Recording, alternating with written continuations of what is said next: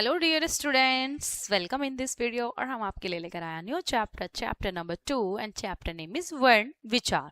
ठीक है, तो चलिए हम अभी यहाँ पर देखेंगे वर्ण विचार के बारे में। ठीक है कि जो वर्ण विचार क्या होता है, वर्ण क्या है, तो वर्ण और वर्णमाला। ठीक है, तो वर्ण के बारे में भी देखेंगे और वर्णमाला क्या होती है उसके बारे में। तो सबसे पहले देख लीजिए वर्ण क्या होता है।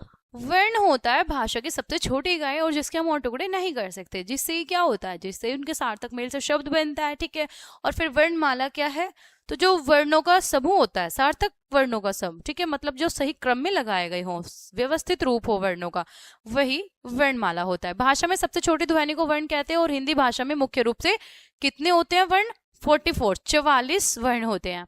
वर्णों का व्यवस्थित तथा क्रमबद्ध समूह वर्णमाला कहलाता है। और हिंदी का वर्ण जो माला है वो किस प्रकार है? इस प्रकार है, देखिएगा। तो सबसे पहले यहाँ पर दिए हुए हैं ये स्वर और व्यंजन, 2 पार्ट में इसको डिवाइड कर लिया गया है। ठीक है, वर्णमाला को, वर्णमाला के 2 भेद हो गए, स्वर और व्यंजन। तो सबसे पहले हम स्वर देखेंगे, कितने होते हैं? स्वर होते हैं 11। ठीक है, कौन कौन से होते हैं? ए, आ, ई, उ, ऋ, ए, ऐ, ओ, औ। ठीक है, अभी देखिए तो अंग आहा बच गया है ना, अंग आहा स्वर नहीं होता। अभी हम आगे देखेंगे, ठीक है, वो अयोग वहा होता है। ठीक है, तो सेकंड नंबर पे हम देखेंगे यहाँ पर व्यंजन। तो यहाँ पे ये 5 वर्ग होते हैं, का वर्ग, चा वर्ग, टा वर्ग, ता वर्ग, पा वर्ग। ठीक है, तो हर एक वर्ण का जो स्टार्टिंग लेटर होता है उसी से वो वर्ग जो है, ग्रुप, उससे जाना जाता है। और जो इधर ये है ना पंचम वर्ण, ये ठीक है, ए अमंगनम। ठीक है, तो चलिए देखेंगे। का वर्ग में का, खा, ग, घ, घा, और फिर रागाली। तो और फिर च वर्ग में क्या होता है? चा, छा, ज, झ, इया। फिर टा वर्ग में टा, ठ, ड, ढ, अणा। ता वर्ग में क्या होगा? त, थ, द, ध, न। और पा वर्ग में प, फ, ब, भ, म। अंतस्थ, अब आते हैं अंतस्थ और ऊष्म व्यंजन। ठीक है, तो अंतस्थ हमारे 4 हैं और ऊष्म व्यंजन भी 4 हैं। तो अंतस्थ कौन से हो गए? य, र, ल, व। और ऊष्म हो गए जिनमें बोलने में हमारे जो है ना मुख से थोड़ी गर्म हवा निकलती है। ठीक है, ऊष्मा के साथ, श, श, स, हा, इस तरह से। ठीक है, तो इनकी संख्या भी 4 है।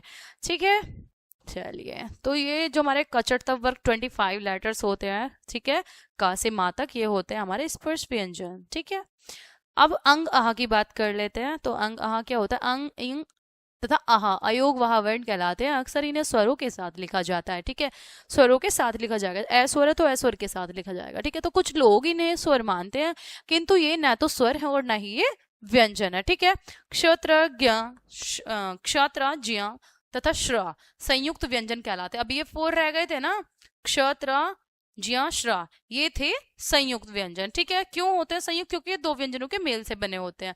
इनकी मूल पहचान समाप्त हो जाती है। किसकी मूल पहचान समाप्त हो जाती है? जब हम क्ष बनाए ना, क प्लस साथ बनाया, तो क और श की जो मूल पहचान थी वो खत्म हो गई, नया रूप ले लिया क्ष, इस तरह से। ठीक है, ढ़ तथा ढ़ विकसित ध्वनियां हैं। इन्हें जैसे ढ, ढ तो ऐसे होता है सिंपली, इसके नीचे डॉट लगा देते हैं तो ढ़ बन गया। ये विकसित ध्वनियां हैं। ठीक है, भाषा में तो ये शब्दों के शुद्ध उच्चारण के लिए विकसित किया गया है इनको। ओ, ज, फ, ग, ये नुक्ता होता है। जैसे जा है, यहाँ पे हमने लगा दी डॉट, इसको कहते हैं नुक्ता। ठीक है, तो भाषा के विकसित के लिए ये भी जो है ना, मतलब कुछ अन्य भाषाओं से ले लेके इनको आगत ध्वनियां कहते हैं। ठीक है, ओ जैसे डॉक्टर में होता है, ऑक्सीजन में होता है ज, फ, ग, ऐसे आदि, ये आगत ध्वनियां कहलाती हैं। और इन्हें विदेशी शब्दों के शुद्ध उच्चारण के लिए विकसित किया गया है। वर्ण के भेद देखेंगे यहाँ पर। ठीक है, तो वर्ण के मुख्य रूप से 2 भेद होते हैं। कौन से? एक तो स्वर होता है, स्वरों का स्वतंत्र उच्चारण किया जाता है। इनके उच्चारण में मुख से वायु बिना किसी रुकावट के निकलती है। तो जो स्वर होते हैं ना, उनका उच्चारण स्वतंत्र रूप से होता है। हिंदी भाषा में 11 स्वर होते हैं, जैसे हमने अभी ऊपर देखा, और इन्हीं 2 तरह से लिखा जाता है। ठीक है, कैसे लिखा जाता है देखेंगे, अपने मूल रूप में, जैसे आ, ई, भाई, आइएगा, बनाइए आदि। अब जो ये ब्लू हाईलाइटेड वर्ड आ रहे हैं तो ये स्वर ही हैं। ठीक है, ये अपने मूल रूप में हैं। ठीक है, मतलब वैसे तो स्वरों की मात्रा होती है, लेकिन कहीं कहीं कोई शब्द ऐसे होते हैं जहाँ पे इनकी मात्रा यूज नहीं होगी, वहां पे ये शब्द जैसा है वैसे ही अपने मूल रूप में प्रयोग किया जाएगा। मात्रा के रूप में स्वर कैसे प्रयोग किए जाएंगे? जैसे जानकारी है, जानकारी में जय, जय आ रहा तो जा के साथ हम आ नहीं लगाएंगे, क्या करेंगे? आ की मात्रा लगाएंगे। जानकारी, अमिता, दीवार आदि, इस तरह के वर्ड। ठीक है, चलिए अब देखेंगे हम स्वर के भेद कितने हैं। स्वर के 3 भेद किए जा सकते हैं, कौन कौन से? हस, दीर्घ, प्लुत। ठीक है, तो हस स्वर क्या होते हैं देखेंगे। इनके उच्चारण में सबसे कम समय लगता है। ठीक है, तो हस मतलब छोटा। ठीक है, तो जिनके उच्चारण में कम समय लगता है वो होते हैं हस स्वर। और ये कितनी संख्या होती है? इनके 4 होती है। कौन कौन से होते हैं? ए, ई, उ, री। क्यों? ए ये छोटी, ये छोटा, जिसे हम बोल देते हैं ऐसे नॉर्मली। ठीक है, तो ए, ई, उ, री, ये 4 है हमारे हस्व। ठीक है, अब दीर्घ की बात की जाए, दीर्घ मतलब जिनके उच्चारण में इनसे 2 गुना समय लगे। किससे? हस्व स्वर से, जिनको बोलने के लिए थोड़ा 2 गुना समय ज्यादा लेना पड़े, वो होते हैं। ठीक है, और उनकी संख्या होती है 7। कौन से? आ, ई, उ, ए, ऐ, ओ, औ। ठीक है, ये 7 होते हैं आपके दीर्घ स्वर। अब आती है बात प्लुत स्वर की। प्लुत स्वर क्या होते हैं? तो हस्व स्वरों से तिगुना समय, जो हस्व स्वर थे ना हमारे, तो दीर्घ ने तो डबल समय लिया, अब ये 3 गुना समय ज्यादा ले रहे हैं प्लुत स्वर। जैसे ओम, ओम। ठीक है, आदि, इस तरह के जो वर्ड होते हैं। प्लुत स्वर एक ही होता है। कौन सा? प्लुत जैसे आपका ये आ रहा है। ठीक है, ऐसे प्लुत स्वर आपका क्या होता है? एक ही होता है। तो अनुस्वार देखेंगे, इसका उच्चारण नाक से होता है। जो अनुस्वार होते हैं ना, उनका उच्चारण नाक से होता है। जैसे चंचल, कंगन। ठीक है, मुख से नहीं, नाक से थोड़ा हम रुक करके ना नाक से बोलते हैं। जैसे जंग, अंग, इस तरह से। जंगल, दंगल। थोड़े टाइम के लिए कंठ से यहाँ से रोकोगे, नाक से बोलेंगे। ठीक है, आदि इस तरह के वर्ड होते हैं। अब आते हैं अनुनासिक। ठीक है, अनुस्वार हो गया, अनुनासिक आते हैं। इसका उच्चारण नाक और गले दोनों से होता है। किसका? जैसे जो चंद्रबिंदु वाले शब्द रहते हैं, हम गले से और नाक से दोनों से बोलेंगे। जैसे गांव, तो हम अपने कंठ से भी बोलकर देखें आप, पता चलेगा। तो कंठ से भी आवाज निकल रही है, गले से और नाक से भी। गांव, चांद, ऊंट, हंसना आदि। लेकिन हम जंगल बोल रहे हैं तो हमने कंठ पूरी तरह से यहाँ से आवाज नहीं निकल रही है, वायु यहाँ से नहीं निकल रही है, ओनली नाक से निकल रही है, इस तरह से। चलिए देखेंगे इनकी मात्राएं। जब व्यंजनों के बाद स्वरों का प्रयोग किया जाता है तो उसका रूप बदल जाता है, और उसके बदले रूप को ही हम क्या कहते हैं? मात्रा कहते हैं। ए के अतिरिक्त सभी स्वरों के व्यंजनों के साथ मिलकर मात्राओं के रूप ले लेते हैं। ठीक है, ए के अतिरिक्त, तो ए की अपनी कोई विशेष मात्रा नहीं होती। ठीक है, अपनी कोई मात्रा ही नहीं होती, लेकिन वो फिर भी सब व्यंजनों के साथ में लगा होता है। ठीक है, जैसे कै प्लस ए बन गया कै। अगर अब हलंत को हटाने के लिए ना हमें ए का प्रयोग करना पड़ता है हर एक स्वर के साथ में। ठीक है, तो का की कोई मात्रा नहीं होती, ऐसे कमल, कर। ठीक है, तो चलिए अब यहाँ पर देखेंगे आ की मात्रा कैसे होती है। आ की मात्रा इस तरह से होती है, जैसे कै प्लस आ का हो गया। ई की मात्रा ये होती है, मै प्लस ई मी, और से प्लस ई सी। ऊ की मात्रा क प्लस ऊ कु, च प्लस ऊ चु, चू, और क प्लस री क्रे, ठ प्लस ए ठे, मा प्लस ए मै, आई मई। ठीक है, आई है, तो ठे ए ठे, मैं आई मई। ग औ गो, क औ कऊ। ठीक है, तो ये इन्हीं से मात्राओं से बनने वाले शब्द है। जैसे आ की मात्रा से काला कपड़ा, ई की मात्रा, छोटी ई की जो मात्रा होती है, ई की मात्रा से मिठाई, मिठास। बड़ी की मात्रा से सीख, सीमा। और जो आपकी छोटी की मात्रा होती है, ऊ की मात्रा से कुली, कुम्हार। ऊ की मात्रा से चूना, चूरमा।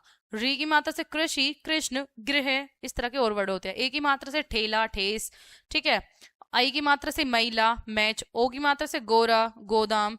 औ की मात्रा से कौतूहल, कौन, औरत। इस तरह के और भी वर्ड्स हैं। ठीक है, चलिए अब देखेंगे हम यहाँ पर व्यंजन। व्यंजन क्या होता है? व्यंजन स्वतंत्र नहीं होते। ठीक है, जैसे स्वरों का उच्चारण स्वतंत्र रूप से होता है, लेकिन व्यंजनों का नहीं होता। इन्हें बोलने के लिए स्वरों की सहायता लेनी पड़ती है। इनकी संख्या कितनी होती है? 33 होती है, और इन्हें अपने अभी हमने जिनको अभी ऊपर पढ़ा है। ठीक है, इनके कुछ दूसरे भेद पढ़ते हैं। चलिए, तो संयुक्त व्यंजन क्या होते हैं? जैसे अभी आपको बताया था 4 होते हैं, क्ष, त्र, ज्य, श्र। ठीक है, तो मुख्य रूप से 4 होते हैं। कौन कौन से? क्ष, श, त्र, और ये ज्य और श्र। ठीक है, तो श कैसे बनाए? क प्लस श क्ष, ज प्लस य ज्य, त प्लस र त्र, श प्लस र श्र। क्ष से जैसे वर्ड हो गया क्षमा, क्षत्रिय।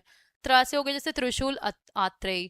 और ज्य से जो वर्ड हो गया संज्ञा, विज्ञान। और श्र से हो गया जैसे श्रमिक और आश्रम। ठीक है, अब आती है बात द्विवित्व व्यंजन की। दो समान या एक जैसे व्यंजनों से मिलकर द्विवित्व व्यंजन जो बनाए जाते हैं। जैसे द्विवित्व का मतलब होता है जो सेम व्यंजन 2 टाइम रिपीट हो रहा है। ठीक है, एक ही व्यंजन, जैसे मैं आ गया है। ठीक है, या फिर कै आ गया है।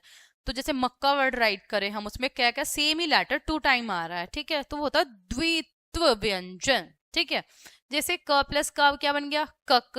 प प्लस प, ल प्लस ल, ट। ठीक है, ट प्लस ट। ठीक है, तो इनसे वर्ड कौन से बनेंगे? क से चक्कर, पक्का। थप्पड़, चप्पल। ल से लल्लू बिल्ली, टट से पट्टी मिट्टी, इसी तरह से और भी वर्ड है। ठीक है, अब यहाँ पर हम देखेंगे, ये तो बात हो गई आपके द्वित्व व्यंजन। अब यहाँ पे आता है संयुक्त अक्षर वाले शब्द। तो देखिए, एक तो हमने संयुक्त व्यंजन अभी देखे थे, क्षत्र वाले, वो संयुक्त थे। ठीक है, और यहाँ पे ये संयुक्त अक्षर है। कैसे? जहाँ पे क्षत्र की बात नहीं की जा रही है, अन्य व्यंजनों की बात की जा रही है। अगर अलग अलग दो व्यंजन एक साथ आए, एक हाफ करके आए और दूसरा फुल है, ठीक है, मतलब एक व्यंजन दूसरे व्यंजन से जुड़ा हुआ है, संयुक्त है, तो उसको हम कहते हैं संयुक्त अक्षर। जैसे च और छ, हमने जो अच्छा वर्ड है अच्छा, उसमें हम देखते हैं च और छ एक साथ जुड़े हुए हैं। जैसे यहाँ पर देखेंगे कै प्लस यह है, तो कै से क्या बन गया? क्या, क्यारी। यहाँ पे हम देखें ध्यान से, कै यह से संयुक्त है। ठीक है, और इसी तरह से यहाँ पे द प्लस यह द, ध्य बनता है, ये वाला, ये रूप ले लेता है ये। ठीक है, द ये रूप ले लेता है। अगर ये नहीं करेंगे तो द में हलंत लगा के द ये आ ये लिखेंगे। ठीक है, जैसे विद्या, विद्यालय। प या से जैसे प्या हो गए तो प्यारा, पा ये से संयुक्त है, यहाँ पे भी संयुक्त है, इसी तरह से ये और शब्द हो जाएंगे। अब रै के विभिन्न रूप देख लेते हैं। जब रै स्वर रहित, मतलब स्वर के साथ नहीं होता, ठीक है, स्वर रहित मतलब स्वर के साथ नहीं होता, तब रै आगे आने वाले व्यंजन के रूप में रै की मात्रा लगती है।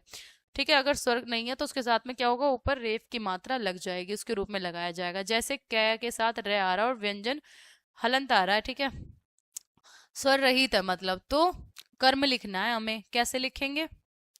ऊपर क्या आ जाएगी? मात्रा आ जाएगी रेप की। ठीक है, ऐसे व प्लस र है, हमें र कैसे बनेगा? ये वर्षा वर्ड है। ठीक है, तो कैसे करेंगे? मात्रा लग जाएगी, यहाँ पे रेप की मात्रा बताई गई है। ऐसे शर्त में, जैसे कार्य में रे, स रे त, शर्त वर्ड आ रहा है, जैसे स प्लस स रे त।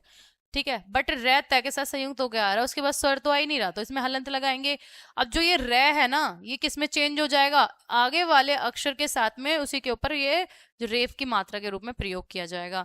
जब रे स्वर रहित व्यंजन के बाद होता है, अब ये कह रहा है जो रे आया ना वो स्वर रहित, जो इसके साथ स्वर नहीं है, कोई ऐसा व्यंजन आ गया और उसके बाद अगर रे आ रही है साउंड, ठीक है, तब उसे व्यंजन के खड़ी पाई आ के साथ रे बदलेंगे। आप क्या कर देंगे? मतलब कि तिरछी पदिन मात्रा के रूप में प्रयोग करेंगे। कैसे? जैसे कै के साथ रे आ रही है, ठीक है, साउंड, करम है, करम वर्ड है, कै रे मैं करम, अगर बोलकर देखें, लेकिन स्वर रही तो उससे आगे आ रहा है। ठीक है, तो क्या करेंगे?